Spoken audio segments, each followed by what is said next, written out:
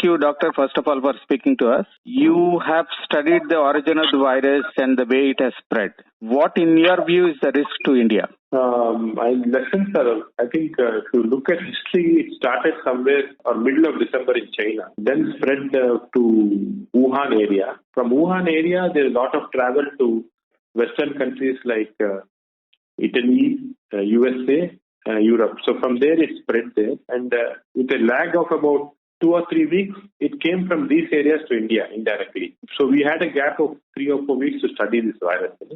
So this is a RNA virus, coronavirus. It predominantly, this particular strain seems to be in bats. But whether it directly came from the bat or via media, we are still not sure. Okay. So small mutation occurs so that it can get transmitted from bats to humans.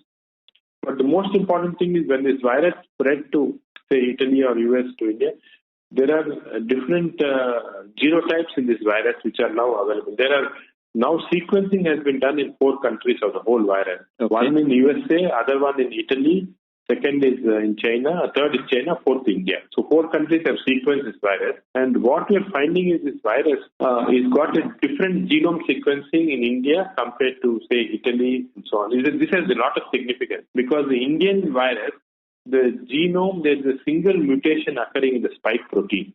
So spike protein is the area which attaches to the human cell.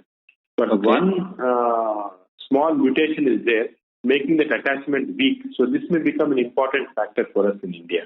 Whereas in the Italian virus, 3 mutations have occurred, making it more deadly to these people.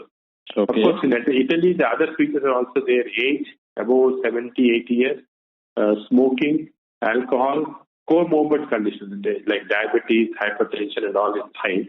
So therefore, with this combination, the mortality is reaching very high levels, sometimes 10%. Whereas in India, in USA, in China, mortality is only about 2%.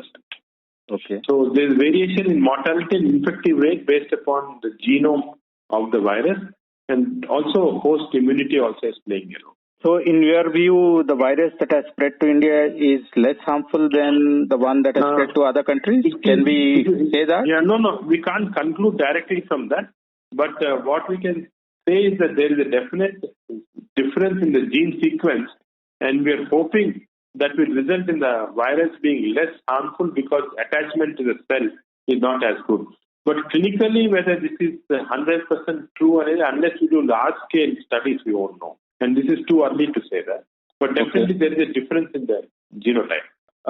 There are contrarian views on the complete lockdown that we have imposed. Some feel we should have just shut the red zones, while others are of the view that a complete shutdown is the only solution. What is your thought process on that?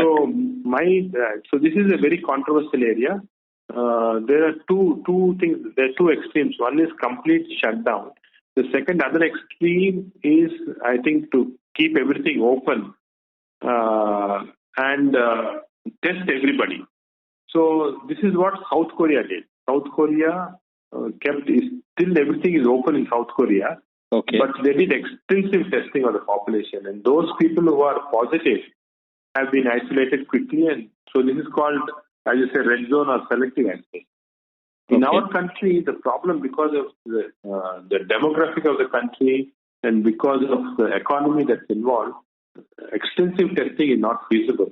So for us, only alternative is to do a complete lockdown, which has been done, which also has economic consequence and all that. But I think a temporary lockdown of 2 or 3 weeks was a must at that point of time in the country. But more important than this is, now after the lockdown time is over, what we should do in the future. There, I think we should follow a more balanced approach where we can do more testing. Now the test kits are becoming cheap, easily available, and do a selective isolation. Because more important is only people above a certain age and comorbidities are having problems. So those people must be very extensively checked and isolated. And the younger population, which is having less comorbidities, can be left a little more free. But this is only after this lockdown area is over. I think, in my opinion, at present, because of the fear of the community spread, lockdown was something that I think was essential, although it has its economic consequence and all that. But prolonged lockdown is going to be a big problem. We should not have a prolonged lockdown. We should be maybe 3 weeks. That's the max you feel it should be. Yeah, because unless there is a huge community spread that we still can't control. But looking at the curve that we're getting now, it looks like to some extent the community spread is being controlled. In a country like ours, it's very difficult to have complete lockdown for long periods because social unrest will increase. Now, from the time this virus has started spreading to our country, alongside scientific evidence being put forth, we are also seeing a lot of unscientific stuff that is getting circulated on the social media. Some are saying the virus wouldn't exist in hot weather conditions. Some are of the view that the young wouldn't get affected, it's only the old. And if you are 60 plus, there is a risk of high risk of mortality and all that. There is fear, there is panic, maybe genuine, maybe unfounded. Can you kindly elaborate on this? So I think the first thing is there is a lot of myths and a lot of fake news going around. The first most important thing is that we should not panic. This is not such a dangerous situation. We should not panic. We should not see what is happening in Italy, France and all and think that this is going to happen here. That's the first thing. The second thing is this virus, for some reason, does not affect children very high. If that is below the age of 10 years, they are not being affected. Some case reports, but not so many. And elderly people above the age of, it's not the age that's important. Biological age is not important. Physical age is important. So generally, above the age of 70 years, if somebody has comorbidities like diabetes, hypertension, some cancer and so on, other things are there, then this virus can attack in a more severe way. Otherwise, those who are above the age of 60, 65 should not worry. For a normal person, as long as it's healthy, it does not cause any major issues. Because the mortality rate still, even among very old people in India, is still not so high as you see in Italy and so on. So I think that panic should go off. What is not being emphasized very important is regarding the mental health. That is becoming very important now because of this panic, because of this isolation, social isolation and social distancing, people are developing a lot of psychiatric problems. Recently, the British Psychiatric Association had a paper which suggested that depression, alcoholism, home abuse, child abuse, suicide are all increasing because of divorce, all increasing because of this. So this is an aspect we should now consider. Lockdown goes on for a long time. This becomes very, very important. I think mental health is important because it has been shown, studies have shown that those who are mentally strong and happy, their immunity is strong. If we get depressed, we are not happy, immunity is depressed, so more chance of virus infection. So we should concentrate on that. So positive messages also should go to the public. Don't worry, not dangerous. This lockdown is inevitable and enjoy a period during this time. This is very, very important. I know the problem of the economic problems, so other things also will come up that has to be tackled at a governmental level. Now, regarding this temperature, there was a lot of controversy. There is still a lot of controversy. We are not very sure. But just yesterday evening, a paper has been published from MIT, USA, where they have shown this heat sensitivity of this virus. Above 32 degrees, this virus is not persisting for long period. Now, this means several things. In India, what does it mean? It means that hopefully, as we progress into May, when the heat becomes very hot, maybe the virus transmission rate may come down. We are not sure. But in the inside, where we are living in air conditioning or where the temperature levels are cool, still this problem still persists to occur. So temperature and humidity may have a role, but it will start affecting only after May, I think. Is this research conclusive, doctor, or is it still... No, this is MIT research, is peer-reviewed, not on complete publication, but peer review is very positive. So there is some, I can send that paper to you.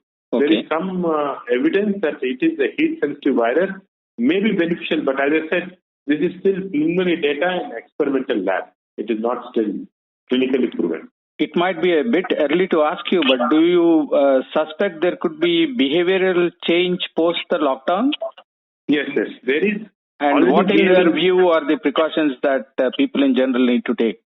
So I'm already seeing these behavioral changes. Lockdown is not only it's premature, it's already very clear. Behavioral changes are occurring. People are becoming more paranoid. They are becoming withdrawn. I think communications are coming down. So this is true. So behavioral change is already seen and is going to become more. I think to counter this, we have to have a message which also gives a true scientific problems. Very transparency should be there about this virus. And we should also tell them about this death rates because people are watching TV on this dying and all that and getting very worried. I think we should give a clear indication of what is going to be the outcome of this virus. Number two, it's difficult in our country, but at least in Western countries, they have started now actually home counseling and all that so far. So many telephone lines have started, counseling is being done and so on. But I think ultimately we have to give a very positive message. We know that this is a problematic time, but the message has to go which is positive so that public in general don't panic, because they panic and already we are hearing incidents of suicide and so on.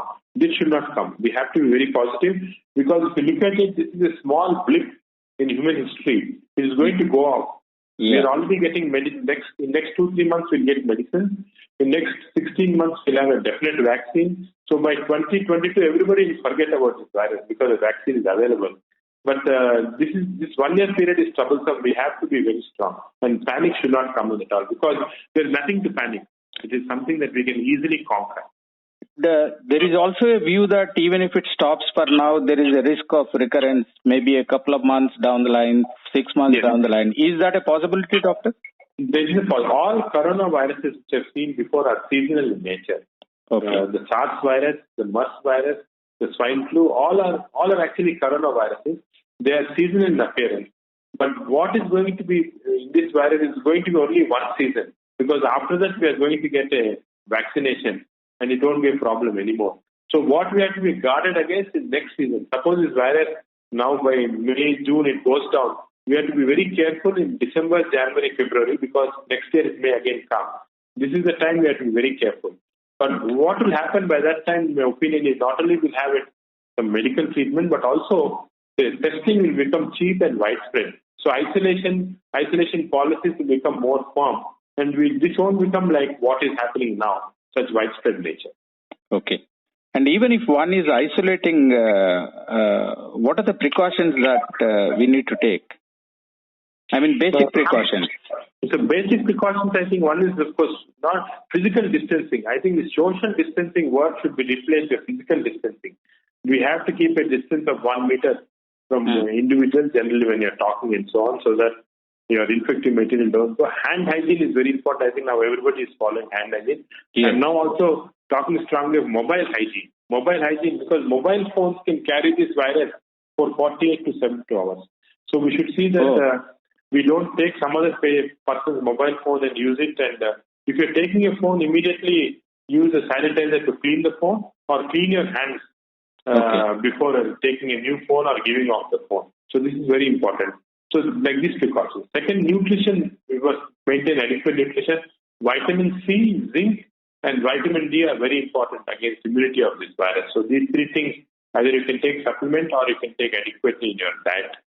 Physical activity, some minimal physical activity should not just be confined only to your house and room. Some minimal physical activity is very important. And of course, fourth is the mental health, being very positive. These four things, I think, will help us a lot. What are the lessons that, in your view, we need to take in terms of improving our public health infrastructure in the light of what we have seen post the virus outbreak? I think this is a big lesson for us. But unfortunately, there are also issues in terms of in health infrastructure which can't be changed in just a few months or years. This is a very, very long-term process. It takes sometimes more than decades. You'll see that in our country compared to other countries, health infrastructure is definitely lacking, especially when you're dealing with an epidemic like this, public epidemic. So we have to now work on it. We can't do it in a massive scale like in other countries, well-off countries, but at least we can improve by improving our epidemiology science, having more epidemiologists, having in each state centers which can deal with epidemics in a very specific way, having hospitals which are specifically dedicated to epidemics, and encouraging some doctors to specialize, health workers to specialize in this area. So all this, I think, is very important. Right now, I think our government's actions have been very positive in this. Hopefully, they learn lessons so that long term, we continue to take this as a good learning point to develop at least basic infrastructure to deal with epidemics like this. Thank you very much, Doctor, for speaking to us. Thank you. Thank you. Thank you.